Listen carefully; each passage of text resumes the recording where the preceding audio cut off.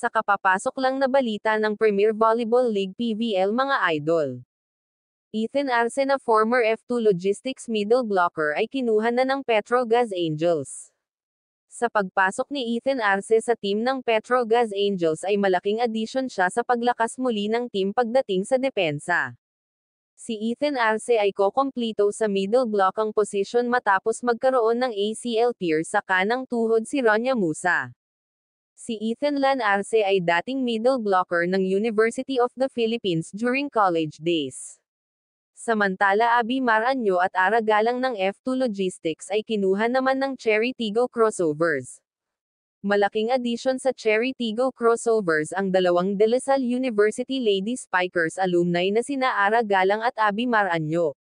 Si Victonera Ara Salas Galang ay dating outside spiker ng De La Salle University Lady Spikers. Naging Rookie of the Year and Best Server during UAAP Season 74 at naging Most Valuable Player during UAAP Season 75. Si Ara Galang ay naging team captain din ng De La Salle University Lady Spikers sa taong 2014 hanggang 2015. Sa Professional League naman ay naglaro siya sa F2 Logistics mula 2016 na up to 2023. Samantalang si Abigail Abi Palma Reyes Maranyo naman ay dating De La Salle University Lady Spikers alumni na isa ring middle blocker and middle hitter.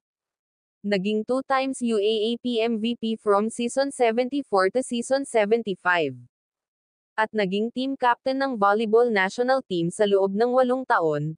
Unang na-draft si Abi Maranyo sa PSL Commercial Volleyball League, na kung saan second overall pick siya ng AirAsia Flying Spikers noong 2014, sa Premier Volleyball League PVL naman ay naglaro siya mula 2016 hanggang 2023, maging maganda at exciting na ang labanan sa Premier Volleyball League sa darating na season bunsod ito sa mga pagbabago ng line